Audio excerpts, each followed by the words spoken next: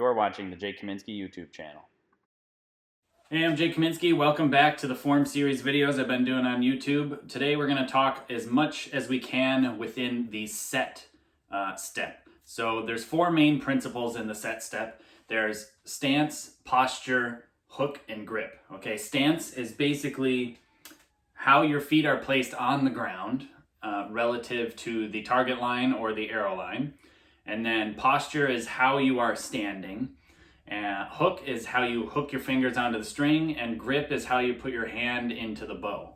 So we're going to talk as much as we can in this episode, and we may have to break this up into two parts where I talk mostly stance and posture in this one, and then hook and grip in the next one. Okay, so how do I stand? How are you supposed to stand as a shooter, in my opinion, or if you use Coach Lee's method at all? I fully believe that we need to use an open stance. There's a way to explain that is essentially with feet placement on the line, the shooting line. If I am in a closed position, that means my feet are parallel to each other and my hips and my feet are directly pointing in line towards where the target is. That is what's called a closed stance. An open stance is when I open my feet towards the target, where I'm starting to face towards the target with my feet staggered on the line. That is called an open stance. Now, what is the difference and why do we use an open stance compared to a closed stance? Well, if you think about it, a closed stance is very simple. Your feet are straddling the shooting line, and they are about shoulder width apart, if not a little bit more. For me, I stand with my feet a little bit wider than my shoulders. Why do we use an open stance instead of a closed stance? Well, it really just has to do with how you stabilize. Also, as we get into posture and some other things, I'll start explaining more as to why we use a open stance to help us actually use more back tension, which is ultimately the goal in this style of shooting. The open stance gives you more stability on the line. If I'm facing directly down the target line and my feet are there too, and I get a wind coming from directly behind me, it can rock me fairly easily because there's not really a good solid foundation. But if I add in that third dimension, and I feel like I can stabilize a little bit more. Yeah, I mean, the wind could come diagonally from behind you, so it kind of doesn't really work that way. But I find with this rotation that we end up building into the shot, it ends up acting as a really good supplement to the stability through the twisting.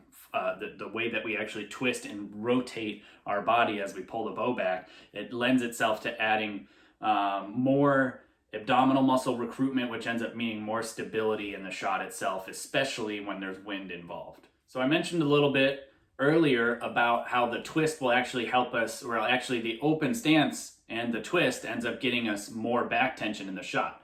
So it's really hard to explain without showing you and you going through the different motions. But if I'm in a closed stance and I pull back and I get into proper alignment, I just don't feel like I have a whole lot of back tension. I feel like I have more arm tension. But once I open my feet to the target line and then I keep my hips square over my feet, not closing them and twisting them so my hips are then also being closed to the target line. They need to be over my feet, okay? So the hips over my feet, and then I get into position. When I do, I have to, you'll see this here, I'm rotating more to get into proper alignment. And when I do that, I feel automatically more tension in my back.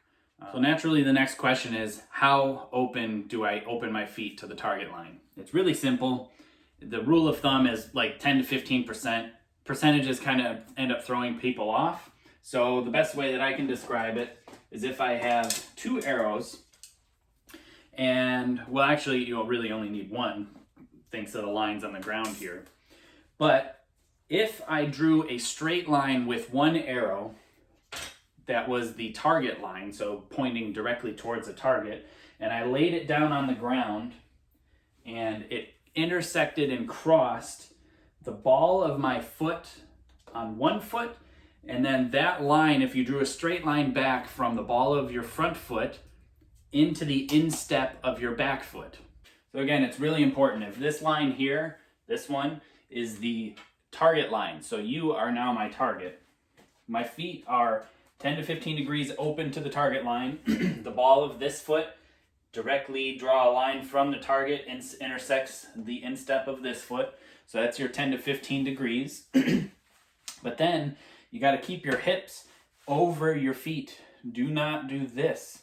I see a lot of people when they're pulling their bow back, just learning this method, they're not stabilizing and locking their hips directly over their feet. They pivot their hips to be in line with the target line, and then now they've got a weird twist involved in their lower extremities, and that's not going to lend itself to being stable. So seeing how we're on the subject of stabilization, how do you actually stabilize your lower extremities while you're shooting archery? So there's a few different ways to explain this, and a couple different tips in the middle. But basically, you will be locking your knees while you're at full draw. The reason that we actually lock our knees is it actually stabilizes this entire hip girdle, because you fire your quads, you also fire your glutes, among some of the other muscles that are involved down there.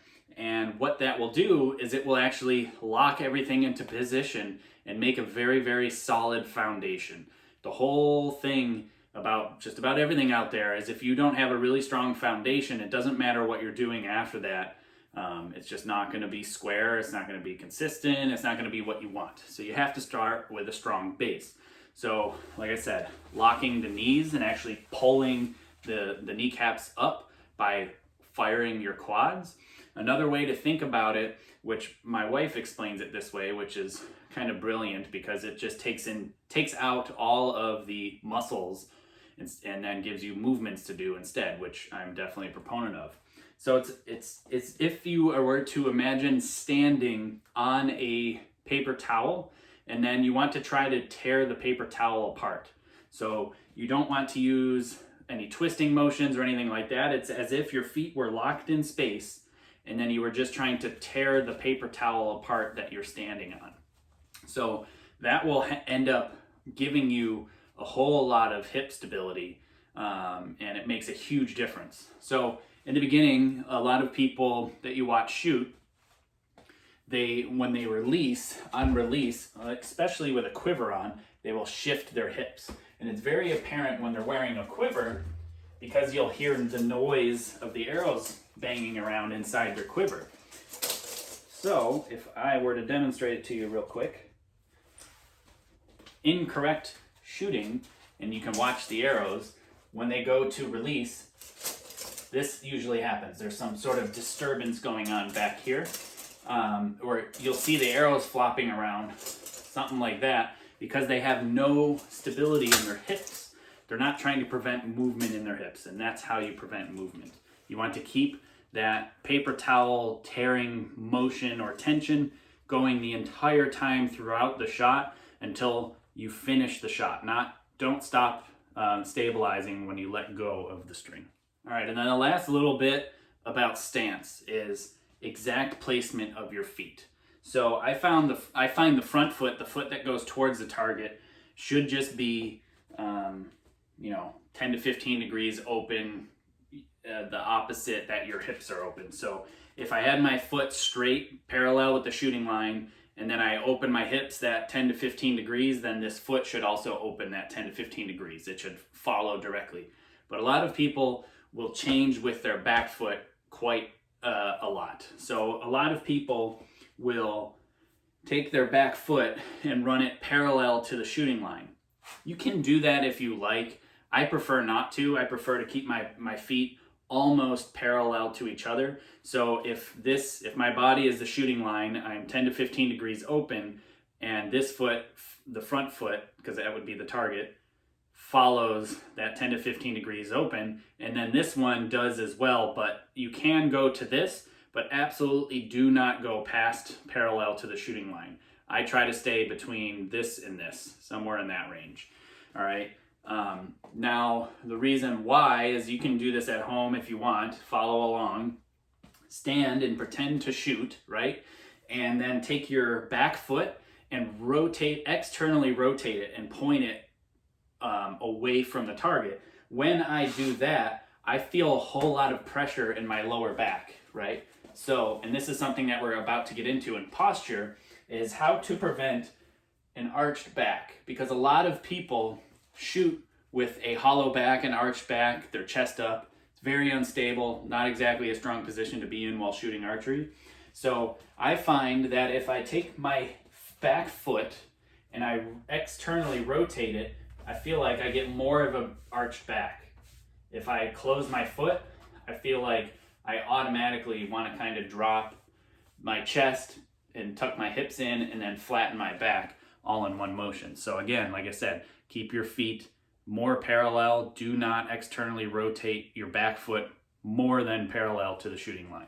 All right, so that covers pretty much everything within stance, although a lot of people right now are probably saying, oh, what about 60-40? What about the weight distribution on your feet? Yeah, that's important and it is relevant. However, that's facilitated through posture, not in stance. Yeah, posture and stance, kind of the same thing, but the way you stand, the way you hold your posture will give you the correct balance on your feet of that 60-40 split. So now that we're talking about posture and the 60-40 split, what do I mean by that? So there's a ratio of where do you put your pressure on your feet while you're at full draw. And you do not want to have a lot of weight on your heels or too much on your heels, because it's more of a defensive position and you really cannot react quickly to outside influences like the wind or potentially uneven surfaces that your feet are on if you're shooting outdoors, or field archery, even more challenging. But the whole idea is to have 60% of the weight on the balls of your feet and 40% on your heels. That ends up being more of an athletic stance, and it allows you, like, say if you're playing like baseball or kickball, softball, something like that, and you're in the field and you're waiting for a ball to be hit or kicked at you, in order for you to make that movement and adjustment to go get it while it's coming at you and catch it, if you're back on your heels in a defensive position, you can't exactly react quickly. So if you're up on the balls of your feet, you can move really fast and aggressively. And that's kind of the principle of shooting with 60% of the weight on the balls of your feet, because you can grip the ground better and stabilize better when wind is a factor. Okay, so we know 60-40 now and why it's important, but how do we get there? All right, so the way that you get there is very, very simple. It has everything to do with where your chest is in space. And the whole point of shooting with Coach Lee's method is to have your chest down, not up. You know, it's super counterintuitive, because every day of our life, we're always taught to walk around proud, right? With proper posture, walk around with good posture. When shooting, you can't. It's really unfortunate, but the posture we use in this sport is not correct in everyday posture. It's very lazy and slouched. It's literally with my chest down. So the way I get my chest down when I'm shooting is really simple. I'm gonna have my bow just to show you a simulated, but in set position, if you guys are the target, in set position, after I've got my stance down and then my hook and grip, before I go to shoot, I will breathe into my chest and then breathe 100% of the air out of my chest and allow my chest to sink, and then I will lock it in position. So I breathe in and then and I lock. I now keep my chest down, and you'll see even as I'm breathing, I'm not lifting my chest up as I'm breathing, right? So in, out, it's staying. I'm not breathing into my chest and out. Many people, when they're breathing, naturally breathe into your rib cage. Now, this is something in this sport that you really have to learn how to do, is you have to breathe with your diaphragm. So after I drop my chest and I keep it, I then lock my position and breathe with my diaphragm. So this is expanding and breathing out through my diaphragm, not my chest moving up and down. All right, so now why do we shoot with a drop chest versus a raised chest? It's very simple. We've already covered how important alignment is and how we get into alignment. But if I had my chest up and high and with my arched back, I physically could not pull my bow back and get to full draw with proper alignment because the string here will run into my chest. With my chest high, I can't physically get into position and get in good alignment with my chest high. It's impossible. Now, if I drop my chest and I keep it there, and now I come to full draw, I can get into much better alignment, and now look how far the string is from my chest. It's at least an inch from my chest with the correct posture. I don't have to ever use a chest protector to shoot unless I'm shooting in like a hoodie, a sweatshirt, a raincoat, or it's really, really windy and I have a baggy shirt on that wants to blow in front of the string. But no matter how many times I worked out and tried to stay fit, I still never saw any sort of contact in my chest with the string. Unfortunately, women will have an issue with that, and that's the reason that chest protectors exist. So it's just something that women will have to deal with. But ideally, the more you can drop your chest, the more clearance you're going to get and still have that ability to get into alignment. So the next bit to talk about within posture is hip placement. We've already said hips have to be over our feet and how we lock our hips, but also another way to add stability and to prevent the arched back from happening is to drop our chest, but then also tuck our hips in and under. The best way to describe it for me is you're firing your glutes when you tuck your hips. So it's almost as if you had like a penny or whatever between your butt cheeks and you were trying to keep the penny there. That really helps stabilize, again, the hip girdle and everything and lock everything into position. If you're tearing the paper towel apart with your hips tucked and your chest down, you really are now in optimal posture, and you can see my back is nice and flat this way. Hips untucked, chest high, my back is arched, which is incorrect. All right, so we've already talked about the 60-40 weight balance. Now, I didn't really say yet how we get there, and how we get there is just simply we drop our chest. And when we drop our chest, there's enough weight that ends up shifting forward that we end up getting 60% of the way on the balls of our feet and 40% on our heels. So it's only the difference of being chest up with great, everyday posture. I'm at 50-50, my chest down and my hips tucked, and now the weight is on the balls of my feet. Another way to illustrate the chest down posture, instead of how I showed you with the chest up and the string not intersecting with me. So this is an arched back, people that don't have their chest dropped, and this is people that have their chest dropped. Obviously, they're not 100% perfectly symmetrical between the two. This chest is a little bigger, but this will illustrate it. So if this is where your hips are on both of these individuals, you can see how their back is arched, their hips are not tucked under, and then their chest is very high. And if their head is here, you can't draw a straight line from the corner of their chin where they would be anchoring, because it would intersect their chest cavity. Whereas this one with the chest dropped, anchoring on the corner of their jaw, there's clearance there for the string. So with the chest up, you can see how my neck wants to continue going vertical, but with my chest dropped, my neck now wants to come out of my body, away from my body, which helps with that clearance as well. Another thing is, if you were to draw a line from where their abs attach to their sternum to down here on their hips, that is longer than here. It's in a shorter position because here it's longer, here it's shorter. When you shorten a muscle, it ends up getting a little bit more efficient, and you'll be able to stabilize and lock into position much stronger with your chest down instead of your chest up. And one last thing within stance and posture is, where do you feel, or where should you feel, the center of pressure relative to your body? So this is kind of difficult to explain a little bit. A lot of people don't quite understand this until I show them. But basically, yes, we have 2 feet on the ground. We have 60% of the weight on the balls of our feet and 40% on our heels. So where I'm asking you is, where is your center point of pressure? You know, some people have said in the past your center of gravity, which isn't the correct term, but it's like, where is your center point of pressure? So if I grab an arrow to show you, if I'm standing normally and I'm not leaned in any direction and I'm just me, myself, my center point of pressure is left to right. This direction is right in the center, okay? And then 60-40 split, the weight ends up being more towards my toes than my heels. It's not at the balls of my feet, but it moves that direction, right? Now, when I add a bow, especially, you know, one that's fully outfitted and has extensions and sidebars and long rods, the bow can weigh upwards of 8 pounds.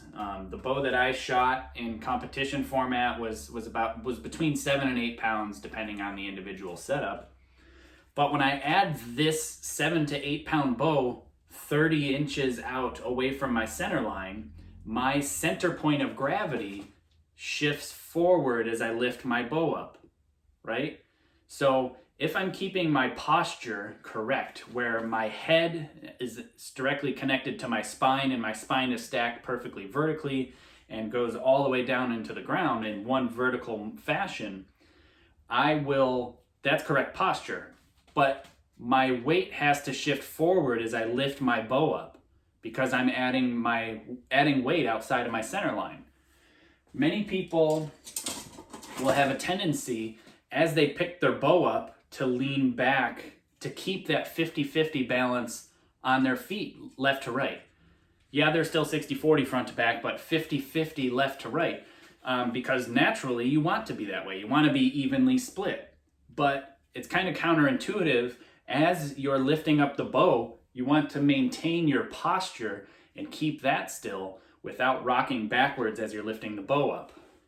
Many people will lean back and rock back as they lift their bow, again, because they want to keep an even distribution between their 2 feet, which is incorrect. You're going to feel the weight shift forward. And for me, my center of gravity, my center point of pressure, whatever you want to call it, shifts forward almost in front or towards the target of my front foot. So the way that you feel it will be very exaggerated depending on which habit you've had. If you have the habit of when you lift to lean back to still have the 50-50 balance, you're going to feel like you're almost falling forward or your weight is moving more further outside of you just because of your what you've conditioned your body to feel. Thanks for watching. Be sure to subscribe and hit that notification bell so you get notified every time a new video is uploaded. For seminar and book info, head to jkaminski.com or click on the link below. And yeah, I appreciate you guys watching. If you would, please share this video. It really helped get the word back out that I am back out there. Thanks again. Take care.